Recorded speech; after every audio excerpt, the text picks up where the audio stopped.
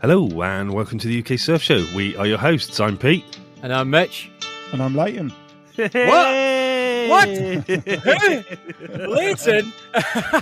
Leighton's back on the show. Yeah, I do you know what? I'm a big fan of you guys, and I've been listening for a long time, and I'm so stoked to be here with you two. I hope you've been listening since episode 29. That's the big one.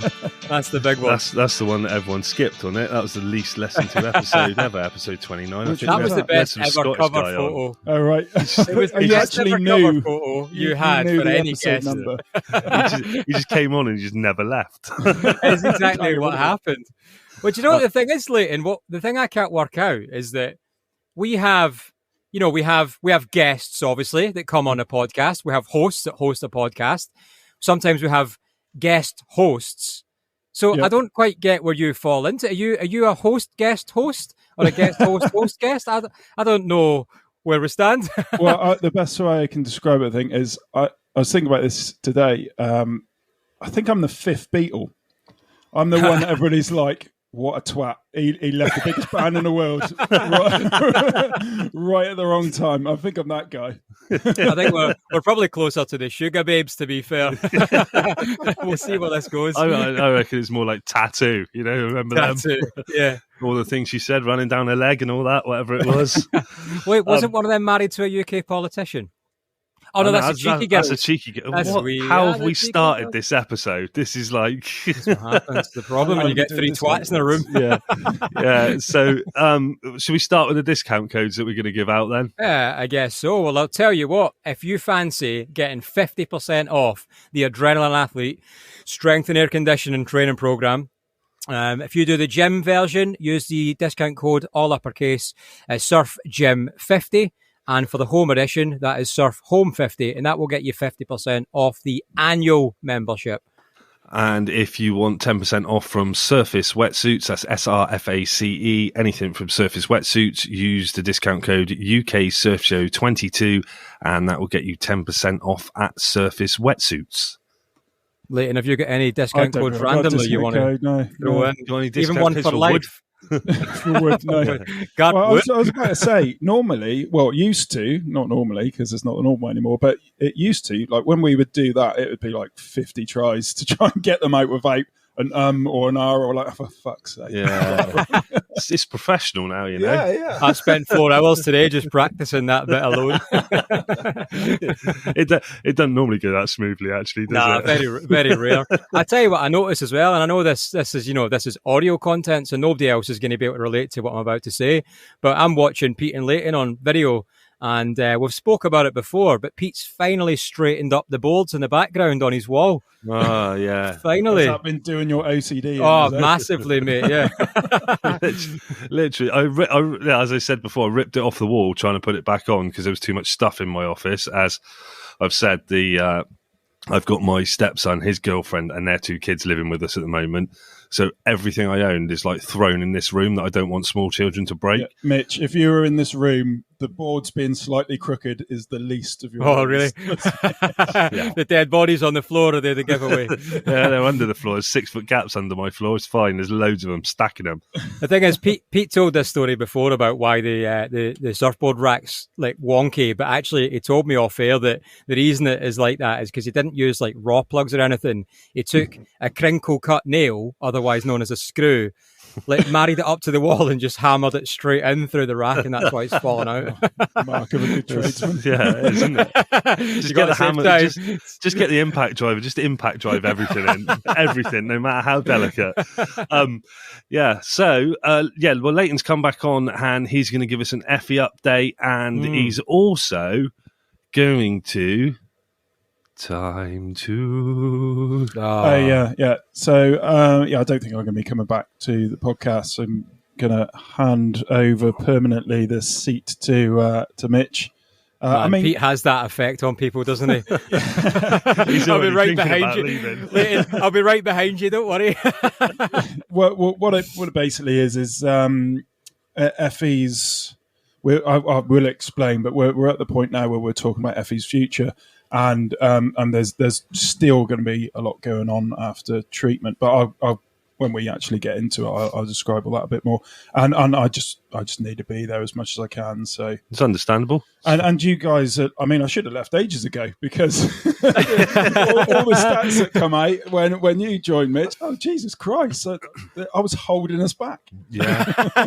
Oh, what a horrible realization. I would love to correct you as well, but stats are stats. Yeah.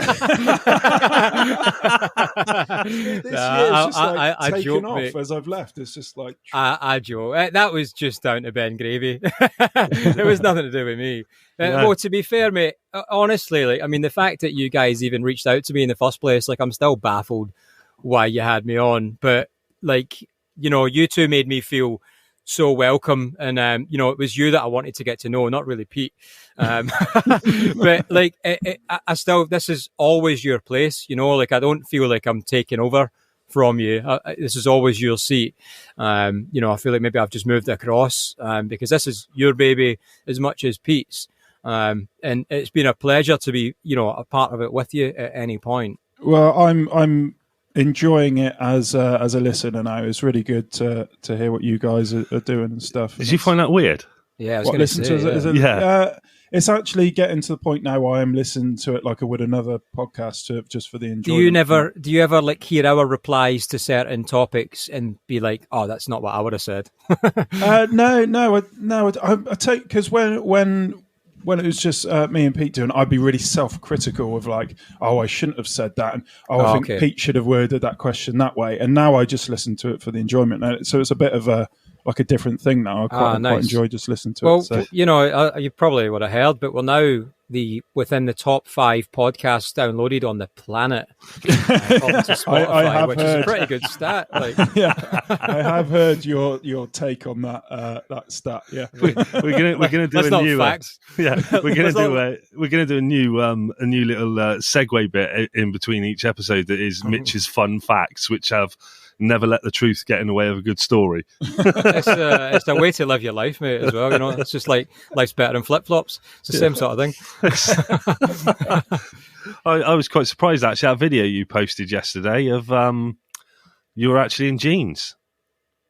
Oh, it's only because I had a thing that, it wasn't really good to turn up in board shorts and flip-flops. But believe me, if I could have, I would have. There's snow on the hills. It's -3. He's walking around in shorts. So, could I be any more Scottish? Yeah, but, mate, whoever says, "Oh my God, my legs are cold," no one says that. As long as you got a jacket on. Yeah. I had a hoodie on. In fact, that's a reminder. It reminded me of how much you hate people that wear shorts and a jacket at the same time. Shorts, flip-flops and hoodies. What's wrong? Exactly. You're warm in the top half. That's where all your body heat is. Obviously, you couldn't wear shorts in the army, so you're just making up for lost time. Exact same as this massive beard on that I've got at the minute. That looks good. I don't actually want to have it, and I feel like a phony. It's more just an act of defiance because I've never been allowed to. Now I'm like, fuck you, I'm having a beard. I don't even want it. They're gonna call you up next week and be, you're not actually officially out yet. Well, I'm not till the 23rd. So until then, I've really loved all my time, and thank you for all the positives you've given me. What are you laughing at? Nothing. It's just moving on. Anyway, so should we go into the update on Effie and how she's been, and what do you want to start from where you left off last time? Yeah, I can do. This is going to be the least surf podcast That's ever. all right. And I'm probably. Do you know what, the amount of people though that have asked? Always asking for updates, how you are. We get loads of messages all the time. How are you doing? How's Effie doing? Is there any updates and everything? So I think it's good just to put one out there. Yeah. And we'll just once this is edited, we'll just put it straight out there, and it's out there. No, that's true as well, because I get messages to my own account asking how Effie's getting on as well, which is just, I think, our situations similarly and differently as I think we've both seen the positive sides to social media, with all the bad press social media has, but actually when it's good, there is some fantasticness within that, I think. Yeah, that's actually probably a really good place to start. So just thank you to everybody. It's been so kind. me and Rachel were talking about this before I came in, like, what she was comfortable with me saying and not saying, and all that. It's basically, she's fine with me being totally open. And I know it's not about money and things like that, but the people that have donated, I just wanted them to know what we are doing with that money, because I feel like that's important. I feel like I would like to know that if I donated. And basically what that money has done has enabled Rach to go part-time for the foreseeable and really do her best to look after Effie. She's still breastfeeding, which we 100% think that's why she's coping as well as what she is, because a lot of the time she's neutropenic, which means she has no immune system, and we don't know if it's scientifically proven or anything, but we feel like she's getting some kind of defense from breastfeeding from Rachel. Yeah. So Rachel has not left her side this whole time. She's just the most incredible mum, and it's like a real privilege to watch that, because I've just never seen anything like it. Like the strength from both of them. Effie definitely gets her strength from her mum, and they're kind of like supporting each other. So that's really nice to see. And so that money has enabled that. We've also, like I said, I'll go on to like the long-term care for Effie. There's been some money ring fenced for that, because it looks like we're going to be going to somewhere called Stoke Mandeville, which is the best spinal rehab in the country. That we've had a few meetings with the hospital, and the neuro rehab consultant there said that's where he wants her to go. That's in Buckinghamshire, so we're going to have to go and stay there. And so we've ring fenced money for that. And it's honestly, I have no idea how we would have made it through financially if it wasn't for that money. I mean, things are still tight because of cost of living and things like that, but people that have donated that to us at this time when things are this difficult, and it's not only that. We've also had some other people donate things, like the guys from COSIM bought us some vouchers for Deliveroo, because they know we're vegan and we know that the hospital are really bad with catering for vegans, and they gave us a voucher for Deliveroo. And then there was Dom and Lucy, so Dom Origin. From Origin, his friends, who we don't know at all, bought us a voucher for really good vegan frozen meals called Cook, and you're just like, I can't get over the kindness, the kindness of some people at this time when everybody's struggling. It is just, I mean, we've had no help at all from the government. Like, it's only been the last couple of weeks that we've had a blue badge for Effie. So when we started the treatment, we were told you need a blue badge, because if you need to get in hospital quickly, we got to constantly check her temperature, and if it goes over 38, we need to be in hospital quickly. And so you need a blue badge for that. So you got priority parking. So this started back in August. We've only just got that blue badge. That's you get things like disability benefit, which is just ridiculously low. It's for Effie, it's like 25 quid a week. Yeah. Because she's still classed as a baby. And they said, well, you would look after a baby this much anyway. And you're like, no, you wouldn't, because we'd be working full time, both of us by now, and all this kind of stuff. So there's been no help from the government. We've got through this financially off of the kindness of other people, which everybody's donated, no matter how large or small. I'm forever in their debt. It's been a massive weight off of us, and I'll never be able to repay anyone for that. It's so kind of people. It sounds like the policy doesn't fit circumstance. There's obviously no one case fits all or one shoe fits all, but on an individual basis, surely there must be some wiggle room for manoeuvre, or an ability to not have to go through the dramas that you've had to get these things that should be straightforward in place, like the blue badge, for example. Yeah, like the process for that. I mean, I don't know, but it surely should be straightforward. Note from the doctor, application. This is why it's required. But I'm assuming that's not the process you've had. No, you need birth certificates, and I mean, the admin that comes along with this kind of stuff is just insane. At a time when you just don't have the mental capacity to deal with anything else. Like we've had parking tickets in NHS car parks, and in Bristol there's this blue air clean air zone thing come in, you're not exempt. And unless you got blue badge, you're exempt. But all these things are there's a limited time on them. So if you're visiting someone in the hospital, which is in the clean air zone, you are exempt if you put in your number plate in a computer screen when you walk in. Only till March, and that's it. And and I spoke to someone on the phone about it, and I said, look, this is what we're going through. Our car doesn't, fall under the category of being exempt. So they're just like, you have to buy another car then. Like, what? That's your solution? That's buy another car? Like, no, I know there's all the financial side of it, but it is a worry. And there's a lot of the other thing that you should say as well is, like you said earlier on, it's like she takes after Rachel, a strength of Rachel.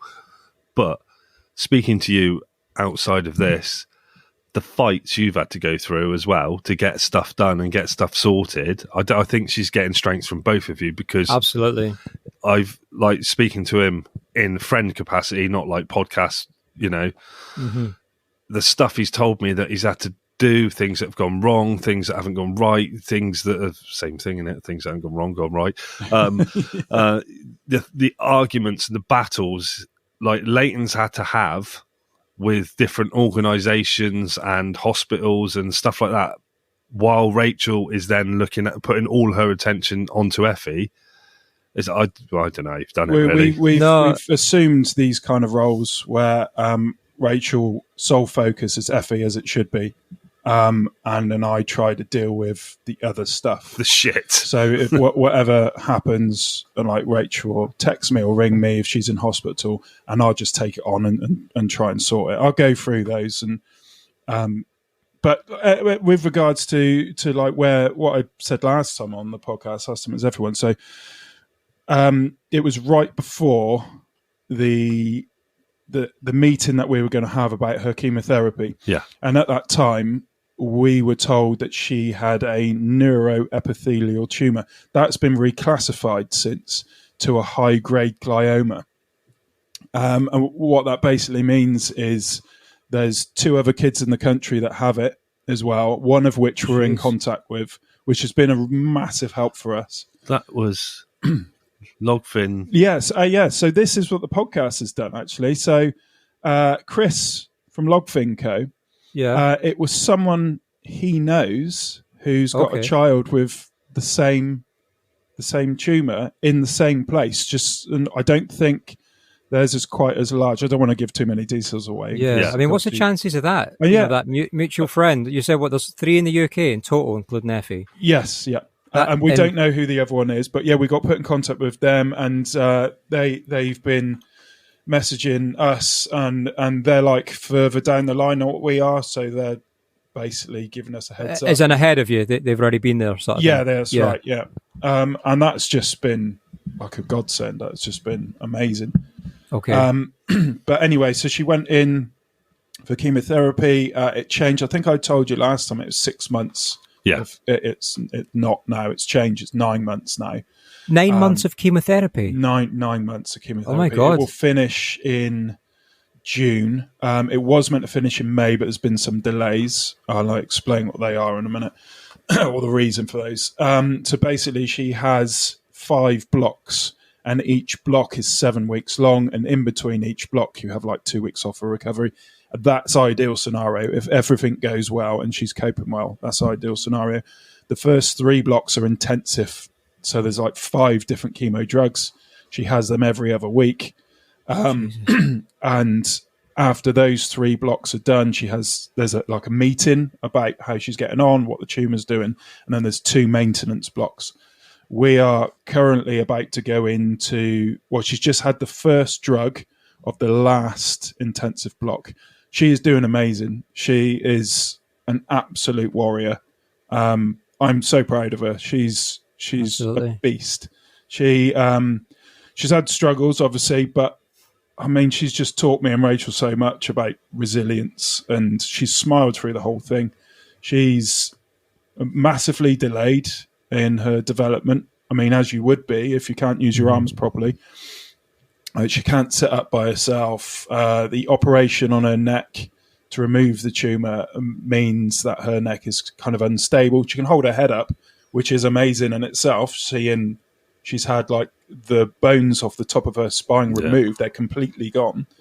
There is going to be an operation in the future to fuse her neck, so she will constantly have like a bit of a stiff neck. And so she can't use her arms properly. They are coming back a little bit, and that's the reason for going to Stoke Mandeville when all the treatment is done. But from like time of recording, we had the last MRI we had was in between Christmas and New Year, and the cancer is unchanged. So to have a high grade glioma, which is obviously a aggressive cancer, for it to be unchanged and stable is pretty amazing. So the chemotherapy is working, and we don't know.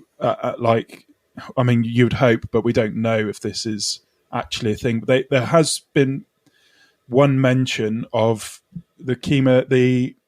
When we had the MRI, the cancer looks like a very thin thread, and they said that looks different, basically, to the original MRI when she first had the cancer there.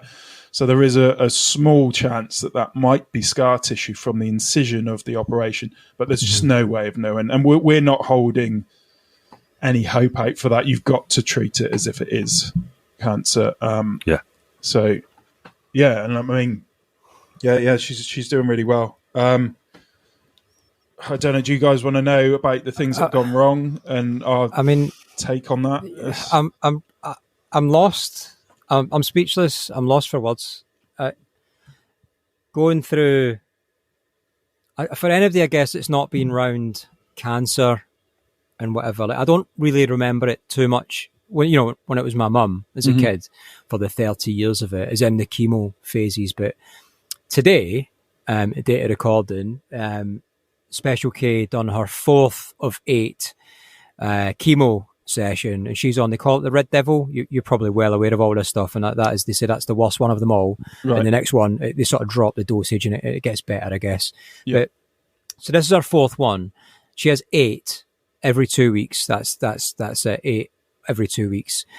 And she's in bed now. She's floored and shit state, like just so tired. And same in the last session when she came back, she was fine for the afternoon, and then she slept literally for a day and a half. And I don't mean she lay in bed; she literally slept for that time. Yeah. Jesus. So to comprehend 9 months of that, and this is a fully fledged woman, a baby that's, how old is Effie now? She just had her first birthday this weekend. So, I can't honestly. I don't know what to say. Just what a little charger, what a warrior. Yeah, it's it's awful, isn't it? Like I'm really sorry to hear about Special K, mate. Particularly like for you after going through so many years with your mum as well. It just seems really cruel, doesn't it? Yeah, that's why I always expected it to be me. Always. Yeah. So that was a kick in the teeth I never saw coming.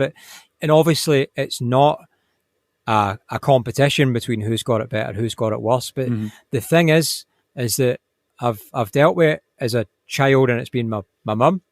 I'm now dealing with it as a partner, and again, we're proper adults. But for you, that's your baby that's just turned 1.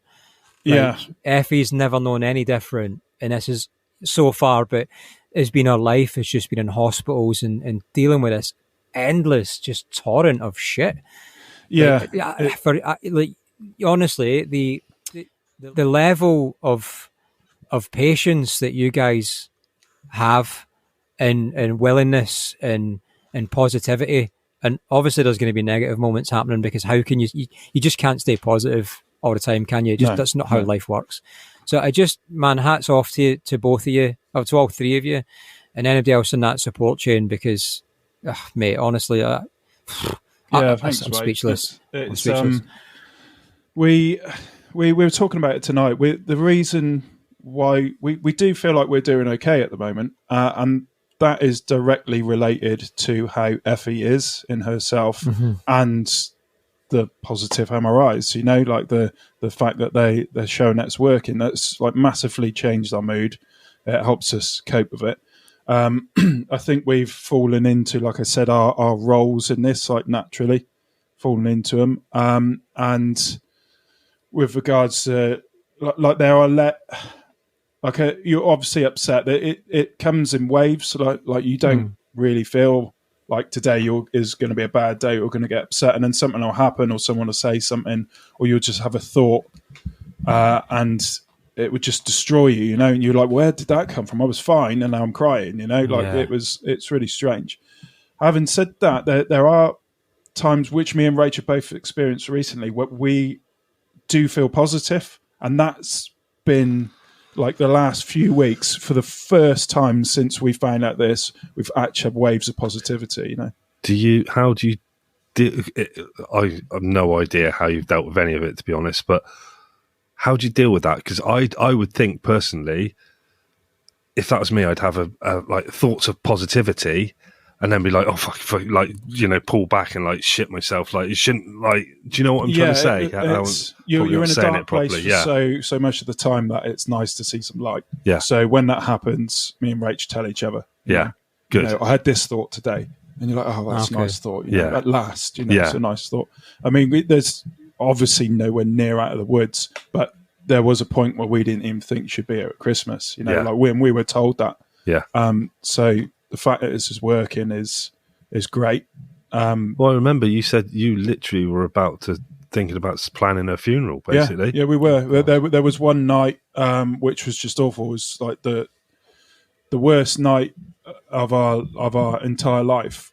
Funny enough, wasn't the day that we got told that she had cancer. Yeah, it was the day that we got told that it doesn't look like she's going to make it. Yeah. That was, you know, the worst. It was just awful. Yeah. But you know, it's she is here, and which is amazing. We had her birthday last Saturday. We were in hospital for that, and all of the nurses on the wards, like, didn't tell us. They all come into her room and sung a happy birthday, like 12 nurses. Amazing. All got her gifts and stuff. Like Rachel had a little party dress hung up. They're all swooning over the party dress.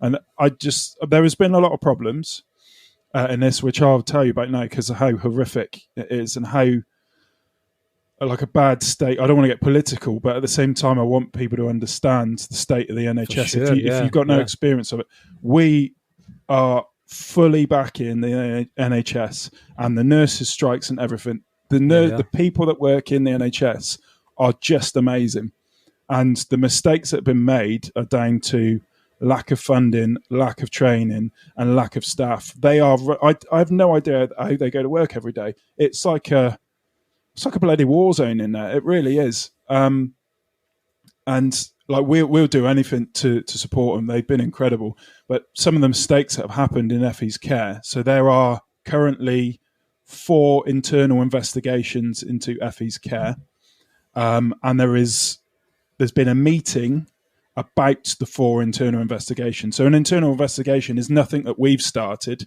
It's a mistake that's been made, and then naturally goes through a process of finding out why has that mistake been made. Okay. Rach is happy for me to say them, and just to reiterate, this hasn't got nothing to do with the people in the NHS. I see this as failing from the government, and I have, like I said in the last one, I got a lot of rage in all this. My rage is honestly off the scale. It seems not too bad today. I'll explain. I've managed to channel it. I've learned how to channel it, but is it listening to this podcast? That does the opposite. It's people go into a fucking rage afterwards. The gym has helped like nothing else. Yeah. I heard a quote the other day, and it said, "If you don't have physical health, it's impossible to have mental health and be mentally strong." Yeah. And that after experience this, I 100% agree with that fact. Because if it wasn't for the gym, it's the only place I feel strong and focused, and it's helped me get through this and do the things I need to do and shout at the people I need to shout at because of that. Do you know what's better about that? This is coming from a guy who, for fucking hell, how long have I known you? 30 years? For 25 years, 27 years of that, has always said, I don't understand people that go to a fucking gym. I'd never go to a gym. Why would I go to a gym? I can work out from home. He went to the gym and he went, you should go to a gym. It's fucking brilliant. He was bitten by the bug. Like the people in the gym have been great and stuff, and some of them know what's going on because they've felt like they need to look after me in there. Because I'm going a bit nuts in there. I've had a few people say, fucking hell, what are you doing? Like, come out. Did you get... What training program are you doing? It's three. I had another one today. I had 3 people now say, what training program are you doing? So I'm following Alan's stuff still. He's not creating programs for me, just what I've learnt from what he's done over the so 2 years. Are you saying you've got enough from him and you've just disowned him now? Is that what you're saying? Yeah. Yeah. Well, I haven't been surfing in the water since May, which I'm going to be the surfer that surfed the least on this podcast. I'm not sure. I mean, I'm getting pretty dry back here. Yeah. So that's helped me loads. But the things that have gone wrong, these internal investigations. I think I was saying about the government. Well, so I see the failings in the NHS as the government's fault. Okay, Rachel's dad wrote a letter to the MP about the mistakes that have been made, saying about the underfunding. The letter that was sent back was saying the NHS isn't underfunded. What they're basically doing is that they're not. If that's true, which I don't think it is, but if it's true, they're not channeling it in the right places. Like it's the staff that needs to be paid properly. Like if they can't afford to work there, they're not going to work there, are they? And so what has happened what that has like kind of transformed into is so Effie has a Hickman line in her chest, which is a line that they can have constant access to her bloods, and it's what all the chemotherapy is administered through. It goes into her chest, up into her neck, and then directly into her heart. Right. This is obviously dangerous infection risk, as in we can't submerge that line. Okay. So she just has to have a bath on this seat that we got for her, and you just kind of wash around it, basically. Yeah. That line, the dressing has to be changed like every 10 days. Yeah. But the Hickman line itself stays in the whole time. And it's an operation in itself to have that, and another operation to remove it. When you leave hospital, they have to put a drug in it to what they call lock it. And that just stops it getting clogged, basically. So there was a time when we left hospital and that wasn't done. Right. What? And that is really dangerous, because if it clogs, there are either 2 things that can happen. One, they have to put in a drug to break up the clog, which I don't want her having more medication than she already has. For sure. Or if they can't do that, it's another operation to replace the line. So, like Rachel is not only a mum and a wife to me, but she's also like the matron as well. Yeah, she is on the ball like no one I've ever seen before. She's asked for Effie's protocol in medical terms, so she can instruct people when they come in if they're doing something wrong. And so, can you imagine being like that? Like when she's in hospital for like a week. Yeah. And it's 24 hours a day that care's being on, and Rachel's there on the ball, not leaving her. Like it's just like how does that get missed? I presume that's what the investigation. I don't know. Do you hear back? Presumably not. How does that get missed? I don't know if we're going to hear back, but it's I don't know how it gets missed. It basically rushing. Basically, they're rushing to turn over the beds so they could administer, more chemo to kids. So we got told this by a nurse as well. I don't know if I should be saying it, but I'm going to anyway, because they need help. They really do need help. And like, if the NHS goes under and we get like changed into private care, this is the other thing we're worried about.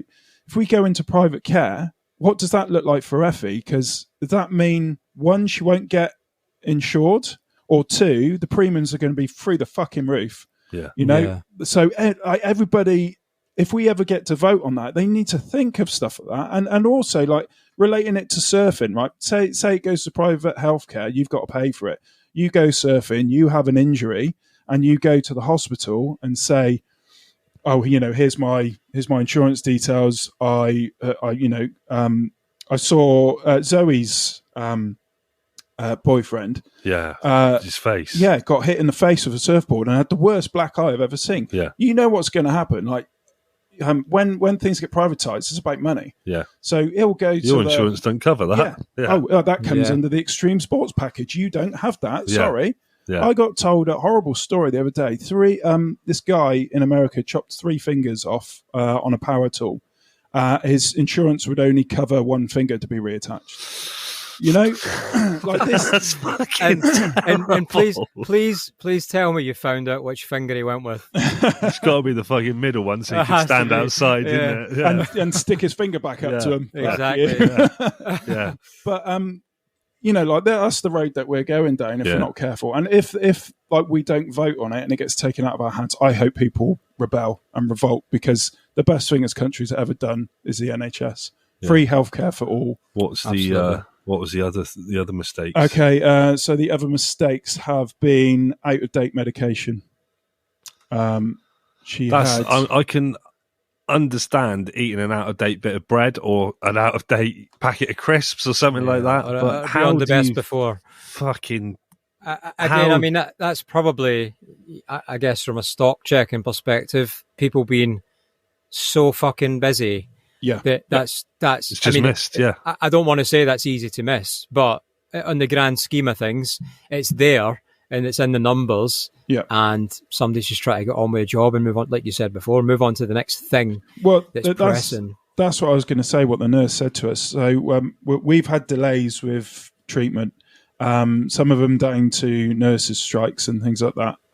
Just because you need to be a specially qualified nurse to administer chemotherapy, so it has affected a kid's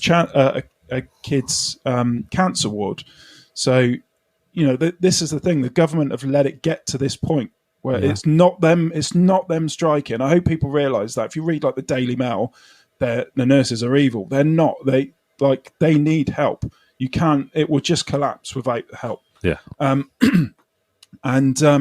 So she said. Because when Rach eventually got into hospital with Effie, there was enough beds. She said, yeah, there are, but there's not enough staff to look after the patients. So in theory, there's not enough beds, even though there's physical beds there. Yeah, okay, and Rachel's like, but where's the tipping point? And she said, basically, we need to weigh up what's more dangerous, delaying the chemotherapy or putting the kid's life at risk with having inadequate care. And that's the decisions they're making every day. You know, like do we get this person in and do our best with the resources we've got, or do we delay their treatment and they don't have any treatment? You know, which is just fucking terrifying. And this is what we talk about this a lot, me and Rach, and we're like, if this is affecting a children's cancer ward, then we're screwed. If something happens to us, we are screwed, you know, because that's where money is spent, isn't it, really? Yeah. So, out of date medication. One of the recent ones was 20% too much medication. But luckily, so the doctor wrote the prescription for it, missed Effie's date of birth, and it gave her 20% too much. The pharmacist who administered who released the drug missed it, and it was the nurse that noticed just before it was about to be administered to her. She said, "That looks too much to me. If you don't mind, let me just double check before." And if it wasn't for her, we would have had too much chemo, which is toxic drug. You know. So what? There's an age. A specific age where it brings additional safety checks for medication and prescription. Is that right? Yeah. So if she's under a certain age, the percentage of that drug is changing, is reduced. Right. Like if you're under 2, say. And in that whole chain, it's only been picked up just prior to the point of administration. Yeah. By the nurse. Like they are amazing. By the lowest paid person out of all of them. In that chain, and in that chain, the one that's like not getting recognition and paid properly for their job. A nurse that's got experience, you know, a nurse that, and you only get that by paying them properly. Yeah, you know. But that's also that's a testament to the system works, the principal system works, because that's the point of, I guess in the army we'd call it 2-man checks. This is like a 3-4 person check, and it has been picked up as it should. But the fact that all these people in that chain are so off their feet, so off their rocker busy, got that far before, you know, these such high level of professional, you know, workers, these people. I mean, I was speaking to him at one point, I don't think he'll mind me saying, but he was at the point where we were having a conversation and something else had happened and gone wrong. And he basically said, if the cancer doesn't kill her, the fucking hospital's going to kill her at some point, because there's too many things going wrong. You know, that, God forbid, won't happen. And it doesn't look like we're going that way. I mean, she's still on like the abyss kind of thing, but it's looking more positive than it ever has done. But, you know.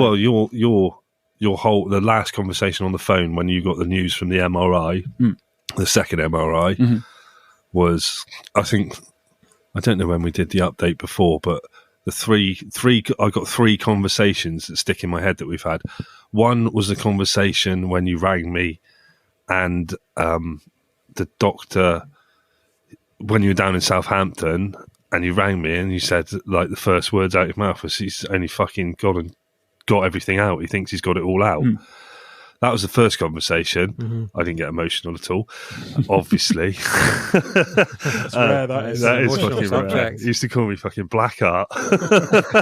And the second conversation was after the first MRI after the chemo one. The chemo had started, that MRI where you said the good news is they said it's not grown on the scan, so they think it could be scar tissue, or it could be cancer, it could be scar tissue. They're not sure, but that's the only time they've said that. So when we had this latest MRI, I asked that question again. I said, you know, there has been mention that the very thin slither of cancer that is being picked up could be scar tissue. Does this latest MRI make you lean more towards one? And they said, no, you just can't comment. There's no way of knowing. It's so small. I suppose they can't say yes, and then turns out it's not. And you know, and also like when the original neurosurgeon removed, he said, I think I've got all of it, maybe 98% of it.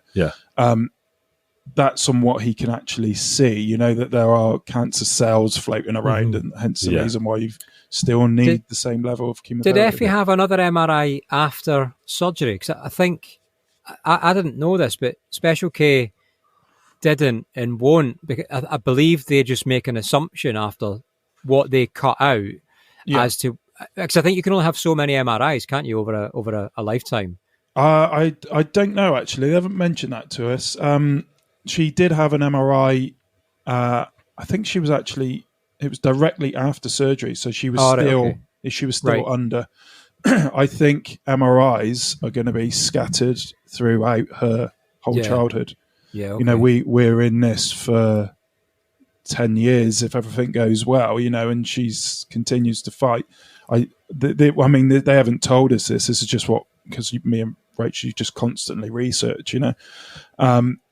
And it looks like after treatment, she would need MRIs every 3 months for like 2 years, and it goes every 6 months, and then every year, and that's right up until 10 years since the diagnosis or end of treatment or something like that.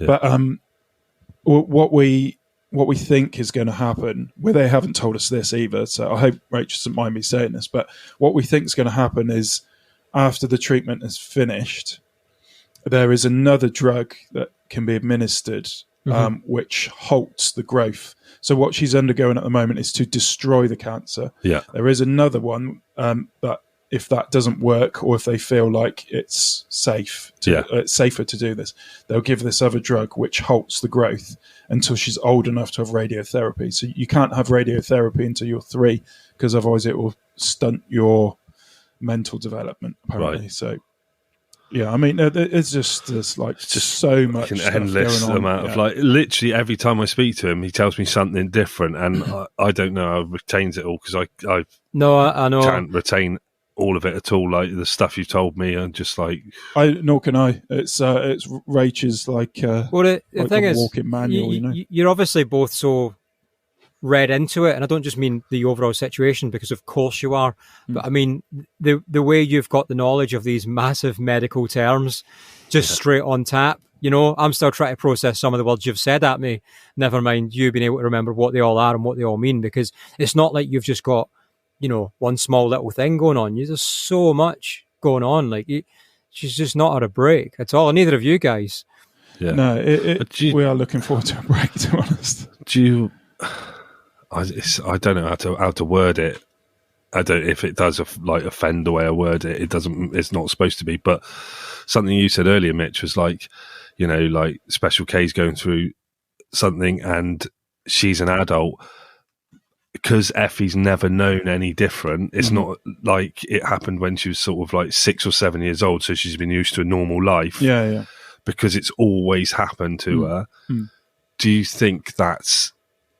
No, I don't want to say easier, but it's going to be easier on her. Easier on her. Yeah, because she doesn't know any different. Yeah. And people say that to us a lot. They're like, thank God she won't remember this, and which is true, and we're thankful for that. But like me and Rachel as well, like this, I feel like I just feel really bad for Rachel a lot of the time, because she was, before she had Effie, she was a mum. She's been a born mum, and it's been I don't know if anybody knows this on the podcast actually, but I think you said it before. No, it's been a journey just to get here, just to get to having a baby. We've had to do IVF. Okay. And because this is the other thing that's a little bit wrong with the system, because I've got children, they wouldn't, the NHS won't fund IVF for Rachel because I've got children.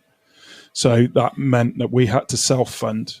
The reason why we couldn't have children was my fault, really. It was a mistake that I've made in the past where I had a vasectomy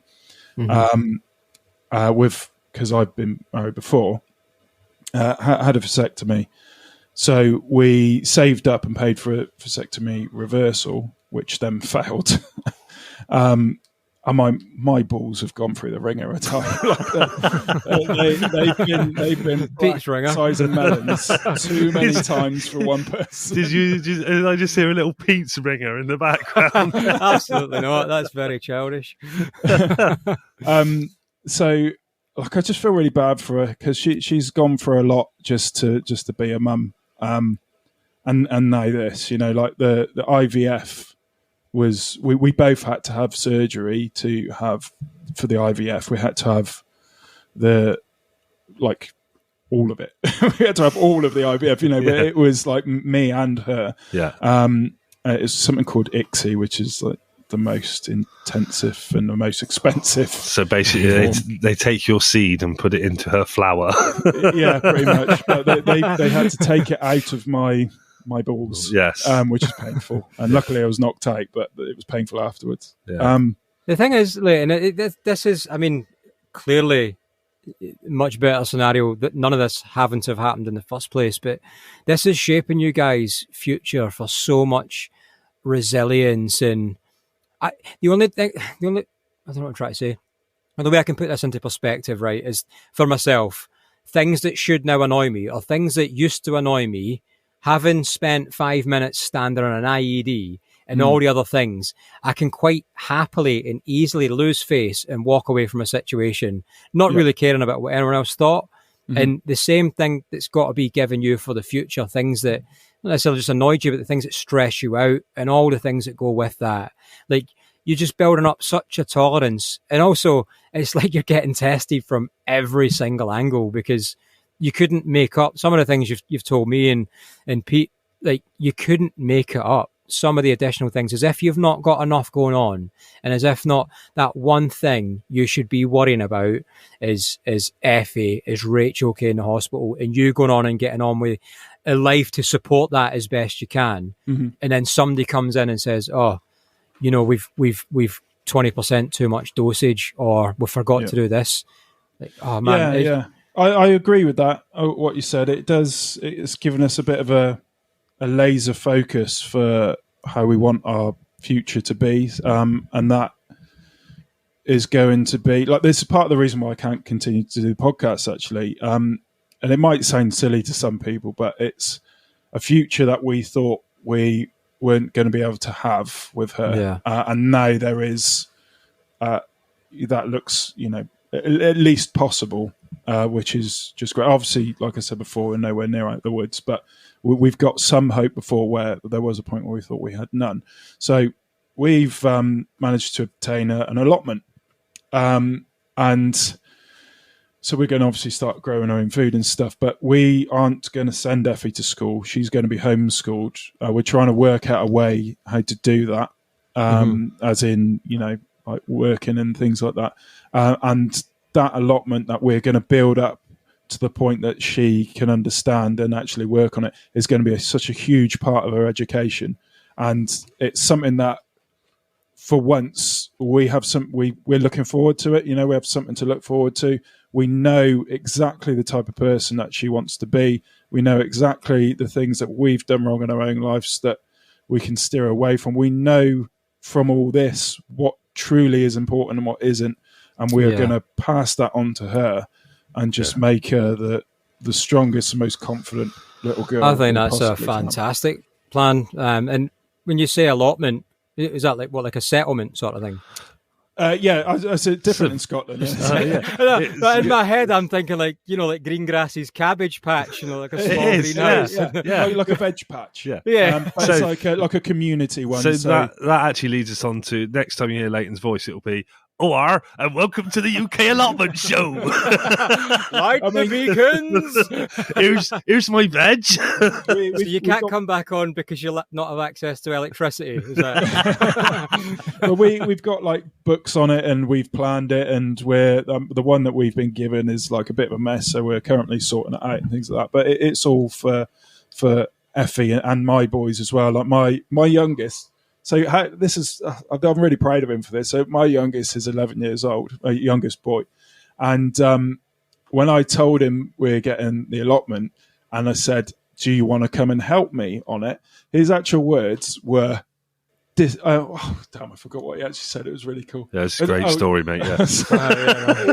He said, just thinking I need to go get dog food. That's it. He goes, "I'm so down for this." Which I thought was great. And he's loved it. He's come on it and helped us basically shovel. I'm still imagining you living in like Amish paradise. Yeah. Remember that Weird Al Yankovic video? That's what I've got in my head right now. So that, that's what it's something for the future we get to look forward to. So that's good. So on the whole, things are looking a lot better than last time you were on the podcast. Yeah. They are looking, and I, generally think that is down to the amazing people in the NHS. I know I've said the mistakes, but some of the people in the NHS are just like angels. They are superheroes, and they've really helped us. And the kind words, because like you said, you guys have been getting messages. I've been getting loads of messages, advice and stuff like that. You wanted to say as well, like some of the standout people that have been through the podcast, listeners that were have messaged you and stuff. Yeah, so Joel from Coastin has just been a lovely guy, really, really lovely. I really appreciate that. Paz as well. It's just Paz amazing. is a hero. Yeah, really is. He's the nicest guy on Instagram. He may be the nicest guy on earth, actually. Yeah.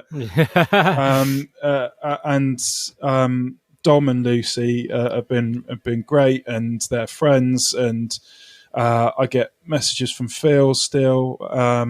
There is actually just like a long list. So I'm sorry if you've sent a message and like you would have genuinely helped me. I'm sorry if I'm not saying who you are, but just know that you have. But like I tell people a lot about what's going on. And that's not, I don't want people to feel sorry for me or anything like that, or for us, should I say. But what I'm looking for, like these like nuggets of information that people have that will help me. Yeah. And you do get them. And so this week, I was in the parents' kitchen and I'm making mine and Rachel's food. And there was another parent in there. And a lot of the parents are kind of obviously they're sad and they just sit there and they don't really talk. Well, I'm the opposite. I kind of want to talk and, find one of the information. reasons starting a podcast. Yeah. And so I started talking to this lady, and as we're talking, I'm looking out the window, and the kids' cancer ward is on the top floor of the Bristol Hospital. So you're looking out over Bristol, and I'm like looking out the window, and she just said, "You feel different, don't you? You feel like you're removed from society, don't you?" I'm like, "Yeah, do you know I was feeling like that?" She goes, "We're all the same." She said, You look down on people, and that you see them bustling around, see the problems that they might have or think of problems might have, and we're here, and they're all going past, not even knowing that you're like looking at them and stuff. And that for some really weird reason that helped. It's like she was reading my mind at the time. Yeah, and then she offered you a red or a blue pill, and you said, "But you already know which one I'm about to take, so why did you ask me?" The thing is, you could transfer some of that, like to relate it to surfing as well, because like aggro people in the line up and around the beaches and stuff like that, you don't know what shit someone else is going through that day. Exactly. So it's like Jude always says to me, it's better to be, what she says, better to be kind than right sometimes. Which I always say she's wrong. I think what she meant, Pete, was it's better to be single, now leave. That's definitely what she meant. That would make much more sense. But yeah, no, it is better to be kind, and you don't know what shit someone's going through. Or imagine we'd gone surfing, you'd managed to go surfing, and in the lineup someone had said something to you that was your only break away from everything that was going on, and you got like a couple of hours to go surfing, and someone had a go at you in the lineup. I think everyone say you'd be in your right to lose your shit completely. It would look like a shark attack 100%. The way a couple of months ago, or maybe even a few weeks ago, I think I would have ripped their head off.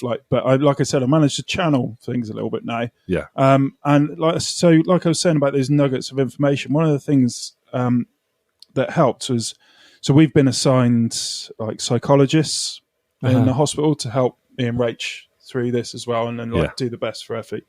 And a thing she said to me, which I'm happy to share because it might help someone else as well.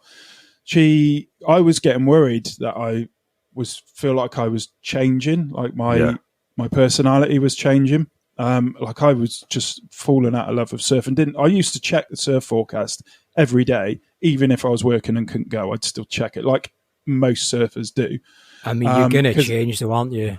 How can you not? And so I was kind of worried about that, and I said this to her, and she said it in a really good way. She said, you have 3 operating systems. Every human has 3 operating systems. You have fight or flight, which you use when you really need it to stay alive and to survive. You have another one, which is basically like your process, which gets you up in the morning, you do work, you pay bills, you fix your car. It's all the stuff that you just do to get through life that, you have to do, your responsibilities. And the other one was your soothing operating system. And that's the things you enjoy, i.e. surfing and things like that. And she said, at the moment, you're only using 2 of them. Yeah. And it's not the soothing one. So she said, don't feel bad. Like, just because it's not there now doesn't mean it won't be there in the future. Yeah, for sure. Which really helped. And then the other thing she said, because I said I'm worried how angry I am all the time. Like I'm going to flip and rip someone's head off if they say something wrong. And she said, you should be angry. Why wouldn't you be angry? This is awful what's going on. You should be angry at this. This is unfair. And just her saying that, you're like, oh yeah, I felt bad for being angry, and then I didn't, and that then helped. That helped you kind of control it in some way, which was just phenomenal. That was just giving you some perspective, isn't it? Yeah. So that's the first time somebody said it's fine to be angry. Yeah. Where all the time you'll try not to be. But I just took out of that you haven't checked the surf forecast or anything like that anymore. So can I just show you that? I know. Have you seen Putzger on Sunday? Yeah, I've seen. Yeah. I did. Listen. Do you know what? That was the first time, because you said about coming on doing the update, and like we've been really busy, obviously, and not wanting to, because I didn't want to come on here and just fall to bits, and then crying or whatever. So when I said about, I should be able to come on next week, the girls will be at a hospital, and I won't come down. And then for the first time since all this has happened, I thought, I wonder what the surf's doing this weekend. What a time to check it. And it's been shit for months, weeks. It's been I'll just tell you awful. what else, though. I don't know about down your way, but I've heard a lot of people say this recently, and I've noticed it myself, because I got bummed this weekend by a promise and forecast, which just turned to shit. But for ages up here, the forecast, and it's obviously it's never going to look like exactly what it says in the forecast. It's just a forecast, unless you use Lazy Surfer app. But it has been so far removed, like from what it should have been. Yeah, it has been shockingly bad. Yeah, I've seen a lot of people saying the same things. You ain't missed nothing, mate. Yeah. No, it's been shockingly shit. And then we went to Newquay and I nearly died. Yeah, I listened to nearly. We'll get him next time, Leighton. I'm super jealous that you guys went to meet the skin dog. Yeah, do you know what though? Good. That's relevant to something you said a minute ago, being in Newquay, because something that we established, and weirdly it came out twice in the same day through various different channels, but the fight or flight thing we spoke about, what we discovered was that Pete doesn't have either of them. There's no fight, no flight, there's just accept it. He's got acceptance. We were chatting about, like, you know, when you get a hold down. Yeah. And Pete was like, he just threw this comment out there, like, I just accept it. I was like, what? But not from the point of, I could probably try and swim to the top. He's just like, the second he's under, I'm done. Nothing. Well, is that just laziness, or you're That's that what I lazy? thought. Fight or flight or meh. Yeah, I think it's down to being like held under and underneath the water more than on top of living. it. Yeah, pretty much. Just wandering around in a fit of depression constantly. But, no, it's just the fact that I think I've been under the water more than I've been on top of the water on a surfboard, and I just come to accept it that if I just stop, I will come back up, probably. Or grey gills or something. Yeah. Did you like that Pete forgot to press record on the Skin Dog episode for the intro? I mean, that's not surprising. I thought, classic. Yeah.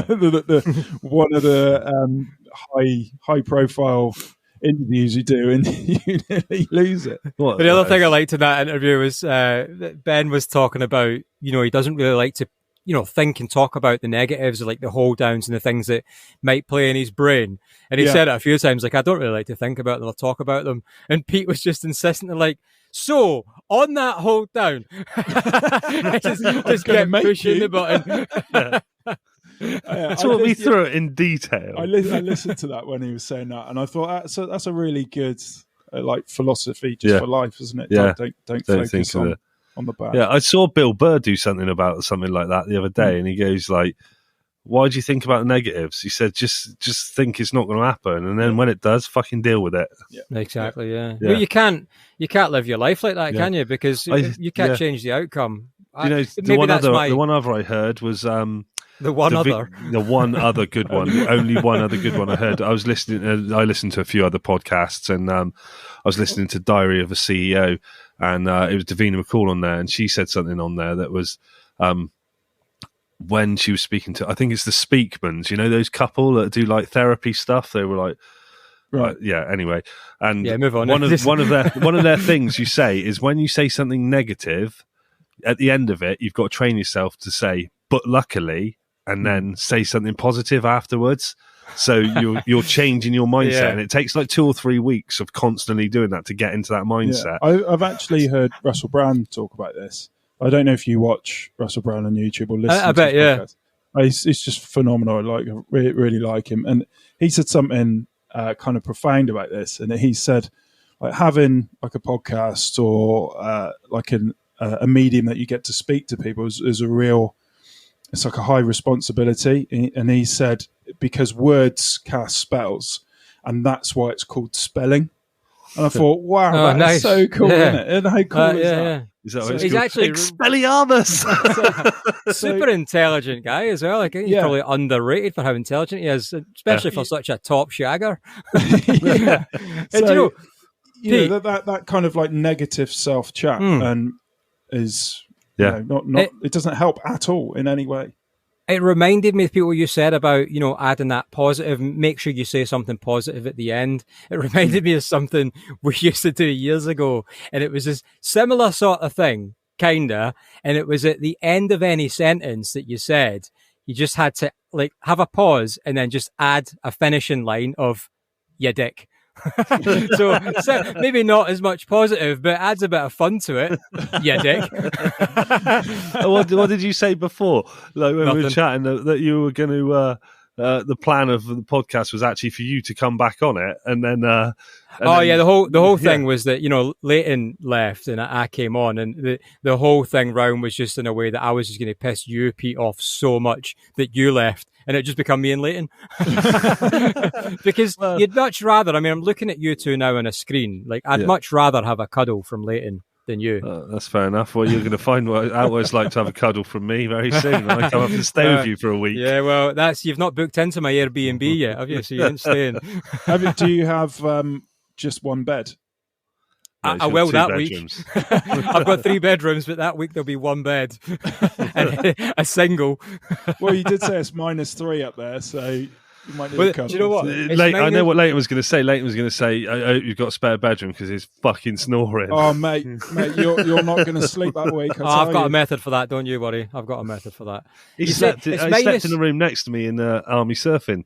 He was all right. He didn't hear me snoring, did you? Not once. No, not once, no. No. This is an ex-army guy. He's still army, trained killer. Still army. So depends when this comes out. Yeah. At point of recording. At point of recording. You say he's not ex-army per se. It might be -3 outside, but it is so fucking hot in this van. I've had the diesel heater on the entire time. There's snow on the ground everywhere else. This must look like a meth lab. And I gotta make some monies. So you got shorts on?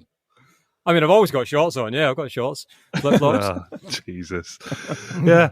Well, I think anything else you'd like to add to it? No, I don't think so. There probably will be something I'll remember and I go, well, you can tell us and we can.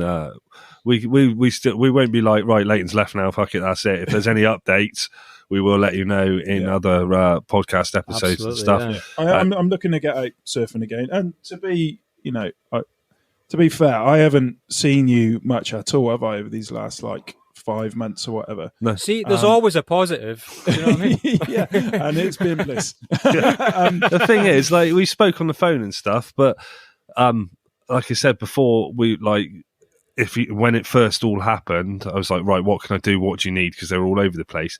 And now they've got into a routine of right, this happens every other week. This is when, and I didn't want to impose on them and be like, right, I just said, right, if you need me, I'm here. But I don't want to be like, this is your time. You've got a week in hospital and then a week together or whatever, and you don't want to waste that time seeing me when you can spend it with them definitely. When you didn't know what was going on. And I do appreciate that because that it does help.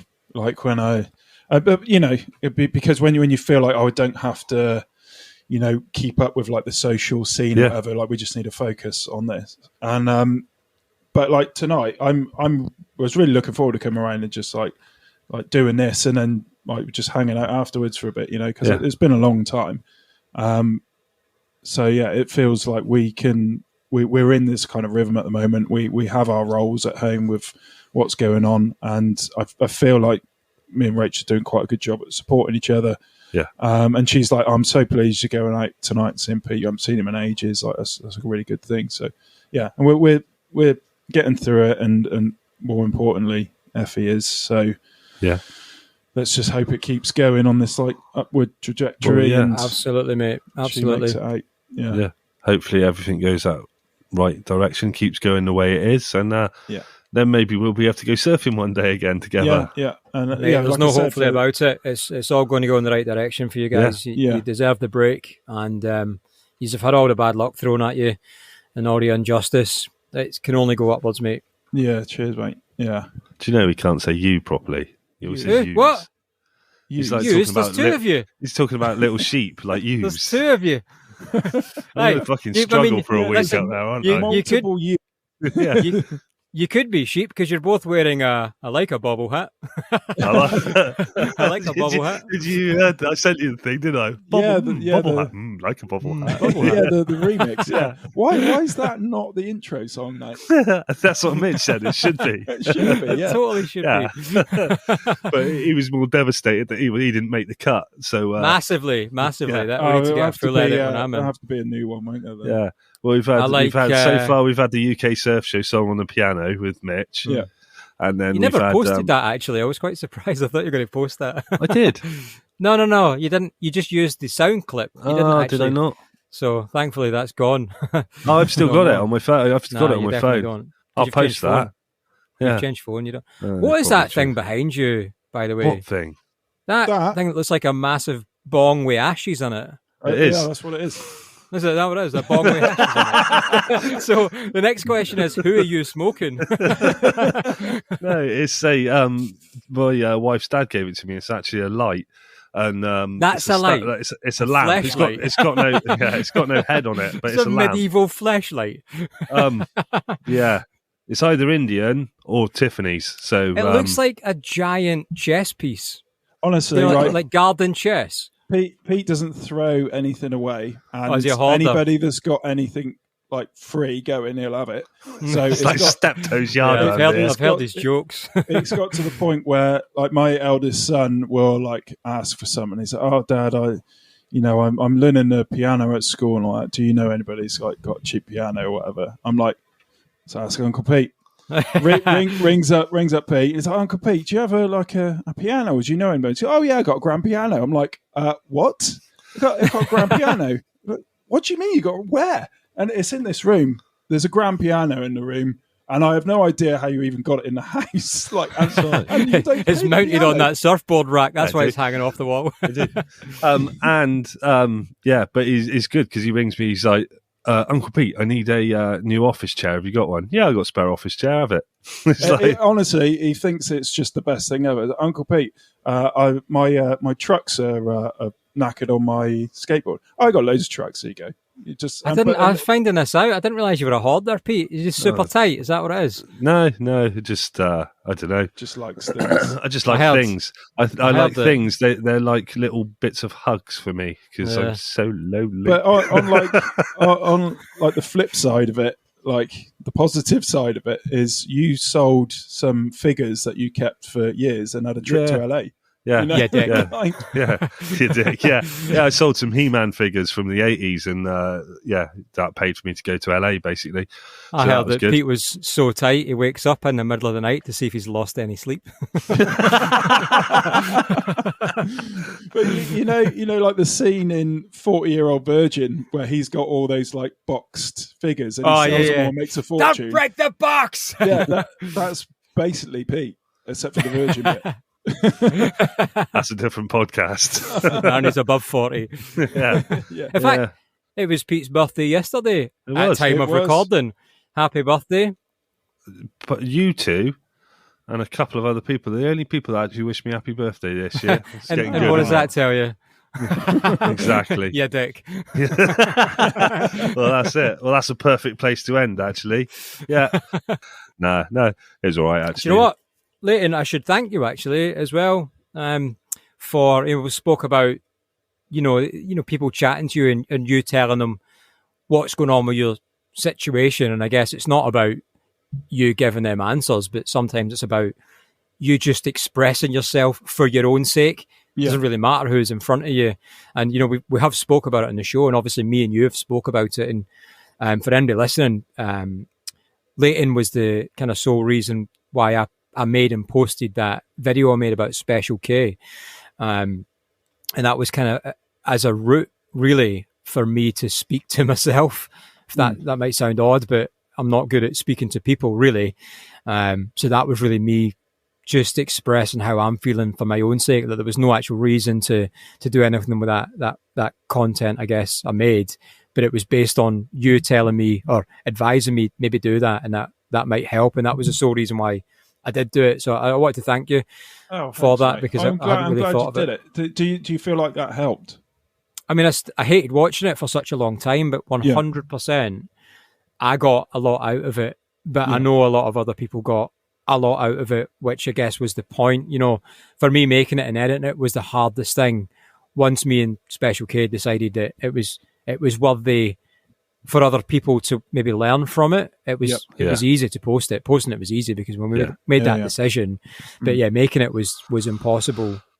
You also said you're not good at speaking to people, but today you were told it was, what was it? What were the correct words that you were told about sounding professionally journalistic something? What was it? I can't remember. Oh yeah, it was, so should we say who it was or not? Yeah, go for it. Yeah, so this week's episode that was out at time of recording was Surf Sanctuary, and Dom from Surf Sanctuary sent me the nicest message, just saying about, you know, like the whole team had listened, and the surfers that are involved with the program had listened, and everybody was just saying like it was so positive, and they felt like, you know, we were pitching the podcast just bang on, nail on the head, at the right money for the right people in the right way. And he said it came across like super journalistic, but not in a way that's got an agenda. You know, it was more about the listeners going on a learning journey.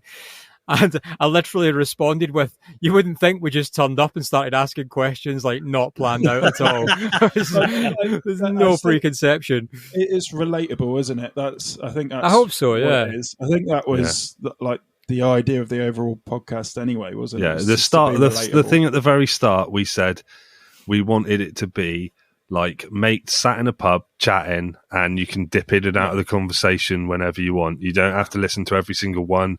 Yeah. You know, you can just dip in and out of the conversations and get what you want. You've slotted in really well with that, Mitch, haven't you? Like we've all, because he's a dick. Well, like we all like chat on like group chats and stuff, and you know, it's just the same type of people that we are. You know, it's dicks. Yeah, basically. Dicks, yeah. But I listened to that podcast. It was really good. Those guys sang like chargers if they're absolute chargers, mate. Yeah, cribber. You know, like, it's just amazing. Yeah, it was good.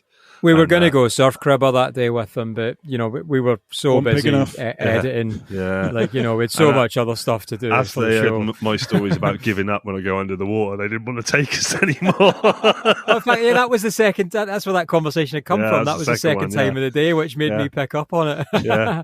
Yeah, cool. Well, we've gone on for an hour and 20 minutes nearly now, so I think we should let the kind people of the world back to their lives. Yeah. And if anyone's seen or heard from Adrenaline Athlete, let us know. Yeah. He hasn't been active on the group. He's off the grid. He's MIA. Yeah. MIA. Yeah. Maybe it's all of the missing in Amsterdam that he's got. Yeah, he's writing out personal programs for everybody. You know, he's busy spending the cash. 50% off. That's crazy. Like, it's almost half, mate. Crazy amounts of money.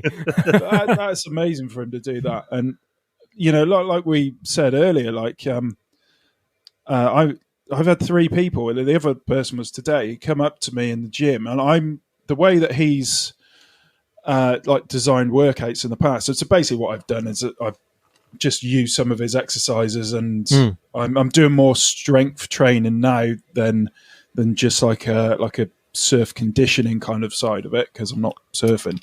I'm just doing it to get out anger and frustration, but I'm still using the exercises that he says to do, and like the tempo and all that kind of stuff. And that's different to what other people are working out. So I think that's the difference between having a coach and somebody knows what they're doing, and then people that aren't. Yeah. And that maybe just looking up a few videos on YouTube on how to do certain things, you know. Yeah. And so, 3 people come up to me in total, and they're like, one guy today, and he's like, "Wow, killing it today! Then what are you doing?" And I always direct them to Alan. I said the guy's amazing, really, really knows what he's talking about, and you know, like I highly recommend. Yeah. So hopefully, some people have like actually done that, you know, because like I said, there's been 3. Yeah. People. So like you say, if you want 50% off at Adrenaline Athlete, you can use the codes. If you use the home edition, that is Surf Home 50, and if you want to do the gym edition, that is Surf Gym 50. That'll get you 50% off annual subscriptions. Which is half. Well, we'll do the maths after. We've got enough feet and toes between us. We haven't. You I've got, what, 24 feet toes? Yeah, give me 6. Give me 6. Yeah. Anyway. So thanks for listening, and yeah, see you later. Goodbye, my lover. Goodbye, my friend. You have been the one. That was awkward. Yeah, he's looking well really awkward. End it then. Staring at me the whole time. Then Mitch's new sign off is this. Ready? So we'll see you later. Say see you later, Leighton. See you later, Leighton. And then, you dick.